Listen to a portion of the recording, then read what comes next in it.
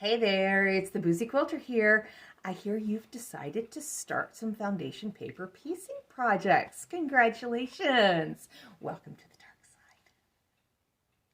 side. Anyways, I hope you've decided to go with a legit kit pattern because I'm particularly partial to them and I kind of like them. So that you're probably wondering what you're going to need for that first project. So let me kind of go over with you some of the things. So if you've decided to go with a legit kit, you'll notice that on the front of the package, they're marked an easy, a medium, or a harder project. Hopefully you've chosen an easy one for your first one. You can do them all, but this one's gonna be a little more friendly for you. On the newer packages, the newer kits, they're also gonna say right here how many pieces, how many colors and how many pieces are in the project. So like this one is an older one, it doesn't have that on there, but this is an easy one. There's an even easier one out. It's our new block of the month. It's coming soon. But anyways, what am I gonna need, Amy? What am I gonna need for this project? There's so many things. There's a few specific things that you'll need for foundation paper piecing. You're gonna need some of your standard stuff. You're gonna need some paper scissors, some fabric scissors, because we know they're not the same. And you're going to need some thread snips. And unfortunately, chances are, we all know, Jack has to come with us with every project. All right, so you're going to also need a rotary cutter of some sort, because you're going to be cutting out pieces, okay? Rulers. Of course, you're going to need a standard ruler for some of your bigger cuts. When you're actually doing the construction, and I'll have a whole separate video on how to actually do it, you will get into needing, not necessarily needing, but benefiting from having some specialty rulers.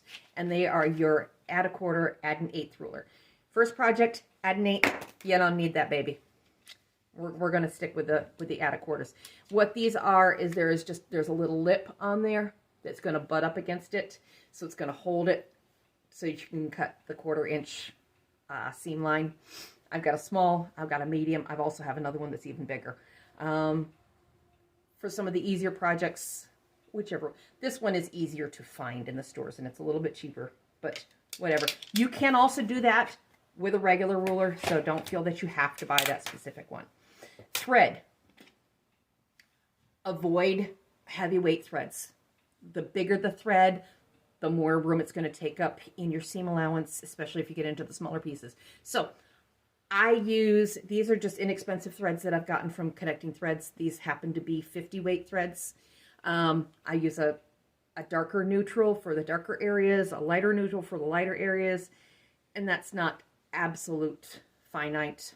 Sometimes it's okay. It's okay. You're going to reduce your stitch length on your sewing machine. My sewing machine comes up as a default at 2.4. I usually drop it down to 1.8, 1.9. If I'm doing itty bitty pieces, I might even drop it down to closer to 1.5, depending on how things go. Your patterns, if you get from Legit, they're going to come printed on newsprint. I love using newsprint. It tears away easily. It doesn't leave quite as much fluff behind as regular copy paper. You can get, if you're doing the digital download or if you're making copies or whatever, you can get newsprint off Amazon really inexpensively. You can also get foundation paper piece specific paper. This is just as good, a whole lot cheaper. So whatever. You're going to want to have some way to organize your pieces, because once you start cutting, you're going to end up with all sorts of little scraps, and sometimes they're pretty darn close in color. This lighting, you can tell the difference in them. If your lighting isn't as great, gosh darn it, those colors look very, very similar. So whether it is some Ziploc bags that you separate them out in. The first project I did, I used sleeve protectors, put them all in a 3-ring binder. You can write on here, this is color CP or whatever. Put them in a 3-ring binder, and then you can just drop the little pieces in there, kind of go from there. I have been using these clear plastic envelopes that I got off Amazon. They worked really, really well for me. And then I write on here the Legit color, the Kona color, unless I have a hanging file that I use as I'm doing the projects. So I put the color here too. And then I just have a filing cabinet that I drop all these in alphabetically. That's my project, or that's my method for that. In order to see where you're lining your fabrics up in the daylight, you can line it up against the window, hold it up to the window, and see, make sure everything's lined up. Line it up against the window, the light that you're using in your room. A lot of us have these plastic storage bins.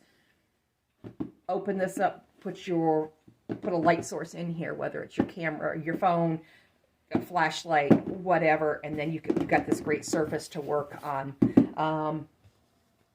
Transparent cutting mat. When you're doing that, is awesome. Transparent cutting mat is also good when you have a light box. These LED light boxes. This was like $35 on Amazon. I do quite a bit of foundation paper piecing, so I invested in that. These are not rotary cutter safe. Ask me how I know. But this on here or on there work great.